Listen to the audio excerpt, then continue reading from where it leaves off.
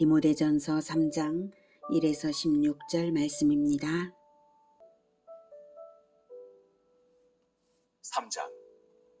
미쁘다 이 말이여, 그 사람이 감독의 직분을 얻으리 함은 선한 일을 사모하는 것이라 함이로다.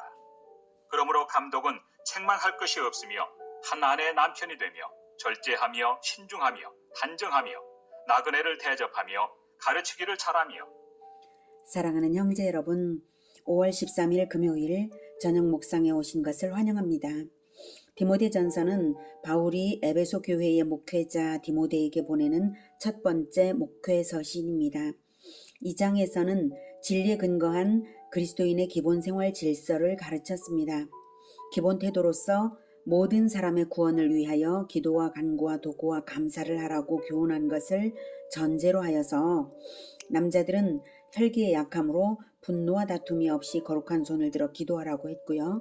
여자들은 허영과 사치의 약함으로 정숙하게 믿음과 사랑과 거룩으로 자녀를 낳아 기르라고 했고요. 가정에서의 질서는 창조적부터 근원이 된 남자가 여자를 주관한다고 가르쳤습니다.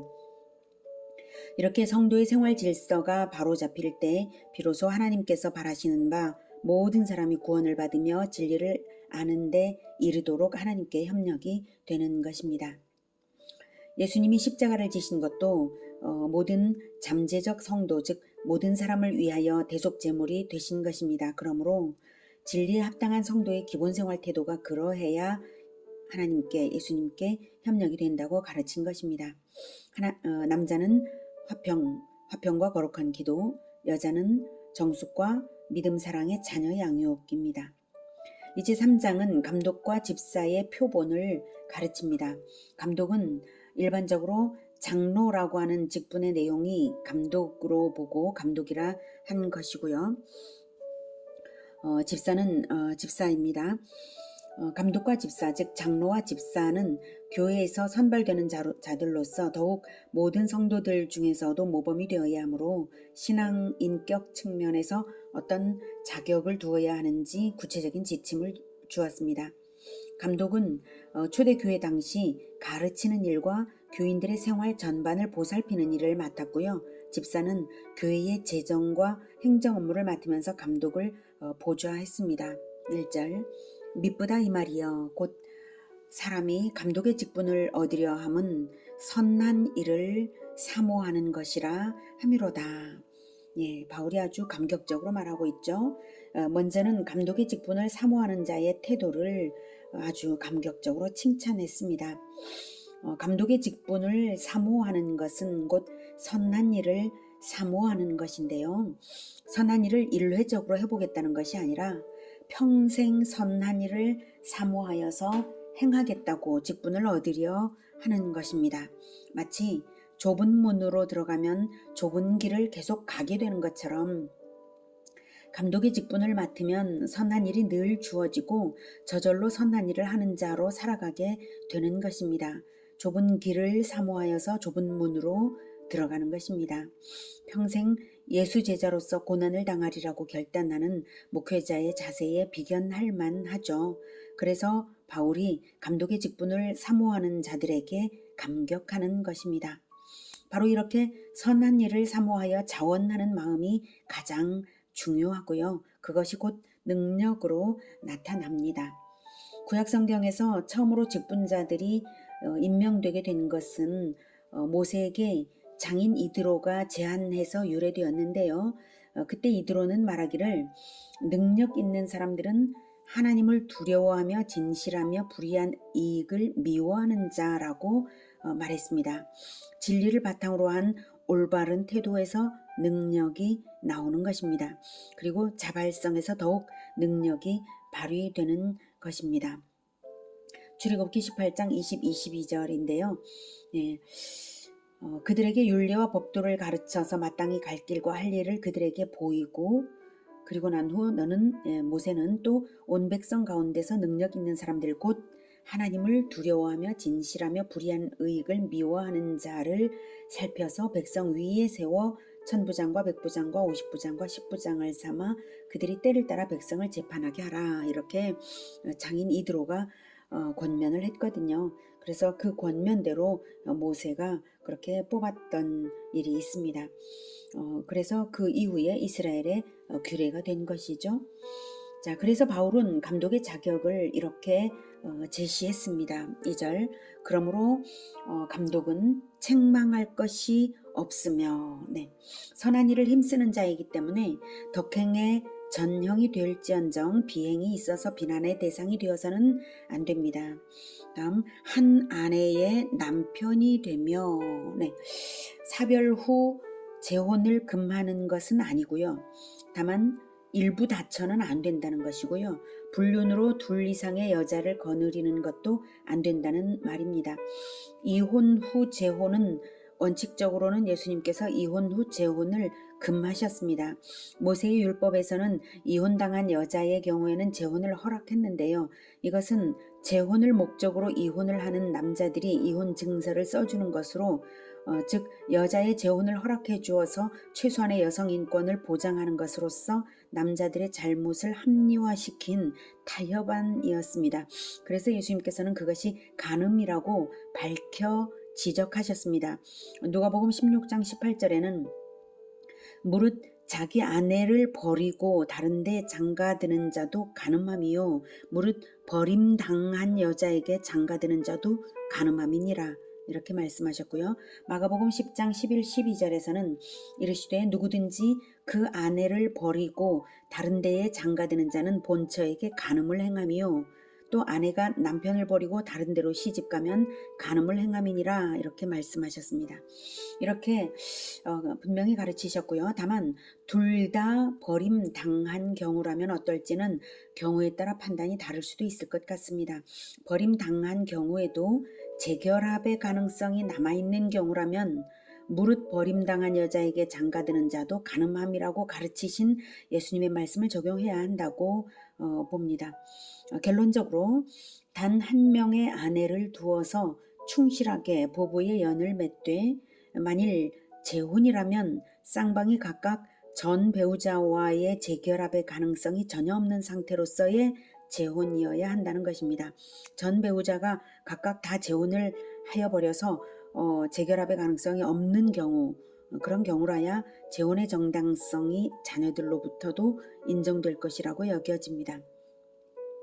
한 아내의 남편이어야 함을 명시하는 이유는 가정생활의 단아함이 한 인간의 인격의 가장 큰 부분이기 때문입니다. 다음 절제하며 신중하며 단정하며 나그네를 대접하며 가르치기를 잘하며 네. 여기서 나그네를 대접하는 것은 초대교회 당시 교통과 숙박시설이 낙후한 시절이어서 나그네를 대접하는 것이 중요한 미덕이었습니다.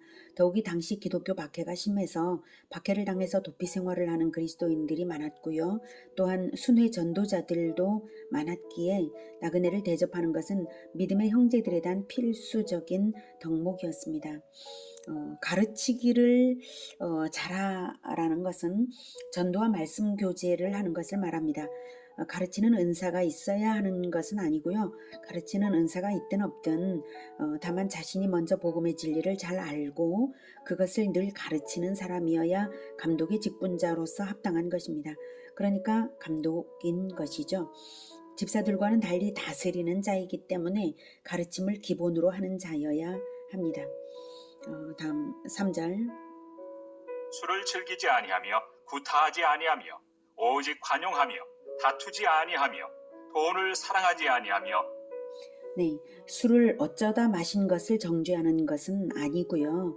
다만 즐기는 것은 안 된다는 것입니다. 술을 즐기다 보면 인격적 허점이 많이 나오게 되거든요. 구타하고 다투는 사람은 안 됩니다. 관용과 화평의 사람이어야 합니다. 관용은 손해나 피해를 감수하고 타인의 의견을 잘 수용하는 마음인데요. 예수님이 명하신 관용은 원수를 사랑하는 하는 것까지입니다. 늘 손해보기를 각오해야 할 것입니다. 그리고 돈을 사랑하지 아니하면은 더러운 이득을 탐내지 말라는 말이 아닙니다. 그보다 더 높은 수준을 요구하는 뜻입니다. 즉 돈을 사랑하지 않고 하나님과 사람을 사랑하는 자라야 한다는 말입니다. 재물 축적을 기쁨으로 여기지 말고 오히려 하나님과 교회를 위하여 재물을 사용하기를 즐겨함으로써 하늘의 보화를 쌓는 자라야 감독으로서 합당하다는 뜻입니다. 4절 자기 집을 잘 다스려 자녀들로 모든 공손함으로 복종하게 하는 자라야 할지며 사람이 자기 집을 다스릴 줄 알지 못하면 어찌 하나님의 교회를 돌보리요. 네, 자녀를 보면 부모를 알 수 있죠. 교회에서는 직분자일지라도 가정에서 자녀가 방탕하다면 분명히 문제가 있는 것입니다. 그런 사람은 자녀 교육을 먼저 한 후에 직분을 맡아야 할 것입니다. 6절 새로 입교한 자도 말지니 교만하여져서 마귀를 정죄하는 그 정죄에 빠질까 하며 네, 마귀를 정죄하는 그 정죄란 한마디로 하면 교만이라고 말할 수 있습니다. 마귀가 하나님보다 자기의 자리를 높이려다가 멸망당했거든요. 새로 입교한 자는 신앙의 연륜이 짧아서 신앙의 연단의 시간이 절대적으로 부족한 사람입니다. 그래서 자신의 직분을 자랑거리로 여겨서 교만 방자하게 될 가능성이 있습니다. 어느 정도 신앙의 연륜이 되어야 연단을 거친 겸손한 성품이 나오는 것입니다. 7절 또한 외인에게서도 선한 증거를 얻은 자라야 할지니 비방과 마귀의 올무에 빠질까 염려하라. 네, 감독의 마지막 조건은 사회적인 평판입니다. 교회가 사회로부터 불필요한 비난을 받지 않기 위해서라도 감독의 사회적 평판이 나빠서는 안 되는 일입니다. 예수님은 우리에게 세상의 빛과 소금이니 빛을 비추고 맛을 내라고 하셨습니다. 교회 밖에서도 그리스도의 향기를 바라면 비록 기독교를 박해하는 세상일지라도 개인들의 인격의 향기에 대해서는 좋게 평을 하게 될 것입니다. 감독이나 목회자가 사회적으로 악평을 듣게 되면 마귀가 기회를 잡아서 기독교를 무너뜨리는 일을 하는 것을 우리는 많이 보고 있습니다. 그러므로 감독과 목회자의 행실은 대내외적으로 흠잡을 데 없이 바른 것이어야 합니다. 이 다음 8절부터는 집사의 자격인데요. 감독의 자격만큼 엄중하지는 않지만 그의 버금가는 인격 수준을 요구하고 있습니다. 8절 이와 같이 집사들도 정중하고 일구이연을 하지 아니하고 술에 임박히지 아니하고 더러운 일을 탐하지 아니하고 집사는 교회의 재정이나 행정을 맡음으로 일에 있어서 정직성이 있어야 합니다. 일구이연을 하지 않는 신뢰성이 있어야 합니다. 술은 마실 수 있지만 알코올 중독자는 안 되고요. 선한 일에 재물을 쓰는 것은 차치하고 재리를 탐하는 자는 안 됩니다. 교회의 일에서 이익을 얻으려는 동기가 생기면 안 되거든요. 9절 깨끗한 양심에 믿음의 비밀을 가진 자라야 할지니 깨끗한 양심이란 복음의 진리를 깨달은 대로 행하려 하고 또 회개도 할 줄 아는 양심을 말합니다. 믿음의 비밀은 마치 귀중한 비밀처럼 구원받은 믿음을 지키는 자세를 말합니다. 구원의 확신이 불분명한 사람이라면 당연히 집사가 되어서는 안 되는 것입니다. 구원의 확신을 극히 귀하게 여기는 태도를 가져야 할 것입니다. 10절 이에 이 사람들을 먼저 시험하여 보고 그 후에 책망할 것이 없으면 집사의 직분을 맡게 할 것이요. 네. 시험하여 보라 하는 것은 교회가 행실을 관찰하여 본 후에 직분에 합당한지 분별하여서 비로소 맡길 수 있다는 말입니다. 11절 여자들도 이와 같이 정숙하고 모함하지 아니하며 절제하며 모든 일에 충성된 자라야 할지니라. 집사들은 한 아내의 남편이 되어 자녀와 자기 집을 잘 다스리는 자일지니 집사의 직분을 잘한 자들은 아름다운 지위와 그리스도 예수 안에 있는 믿음에 큰 담력을 얻느니라. 네, 아름다운 지위는 교회 내에서 좋은 평판을 얻게 되어서 영원한 천국에서의 영광이 될 것을 말하는 것이고요. 믿음의 큰 담력은 믿음의 큰 담력을 얻어서 더욱 전도를 하는 자가 되게 될 것입니다. 아름다운 지위를 얻을 때 더욱 그런 것이죠. 집사로서의 합당한 자격을 갖추었다는 것은 드높은 자존감을 갖게 되는 것이므로 전도를 함에도 힘을 얻게 되어 능력이 나타나는 것입니다. 14절. 내가 속히 내게 가기를 바라나 이것을 내게 쓰는 것은 만일 내가 지체하면 너로 하여금 하나님의 집에서 어떻게 행하여야 할지를 알게 하려 함이니 이 집은 살아계신 하나님의 교회요 진리의 기둥과 터니라. 네, 이제 이 편지를 쓰는 이유를 말합니다. 디모데를 에베소 교회의 목회를 맡기고 바울은 마게도냐 지방으로 이제 떠난 그 바울로서는 속히 에베소로 돌아가서 디모데를 만나기를 바라지만 여건이 그렇지 못하여서 시간이 지체된다면 교육의 때를 놓치게 될까 염려하여서 편지로나마 가르치노라는 것입니다. 이 편지는 분명히 디모데만 아니라 에베소 교회의 성도들이 다 읽게 될 것을 염두에 두고 이 편지의 영향으로 에베소 성도들이 디모데에게 순복하여서 가르침을 받게 하고자 하는 목적 역시 있었을 것입니다. 그래서 중요한 선언을 합니다. 이 집은 살아계신 하나님의 교회요 진리의 기둥과 터니라. 네, 교회가 하나님의 집입니다. 하나님께서 직접 임재하여 계시고 하나님이 함께 거주하며 교제하고 계신 하나님의 집입니다. 그래서 하나님의 입술 역할을 하는 목회자와 감독들에 의해 가르쳐지는 진리의 기둥이 있고요. 그리스도의 진리를 바탕으로 하는 터 위에 세워진 공동체입니다. 그러니 이 하나님의 집 사람들은 마땅히 어떻게 해야 하겠습니까? 하나님의 집 사람들을 섬기는 자는 어떻게 해야 하겠습니까? 직분을 얻기를 사모하며 그리스도를 본받아 경건한 자가 되어야 할 것입니다. 그래서 바울이 이렇게 말합니다. 크도다 경건의 비밀이요 그렇지 않다 하는 이 없도다. 그는 육신으로 나타난 바 되시고 영으로 의롭다 하심을 받으시고 천사들에게 보이시고 만국에서 전파되시고 세상에서 믿음 받으시고 영광 가운데서 올려지셨느니라.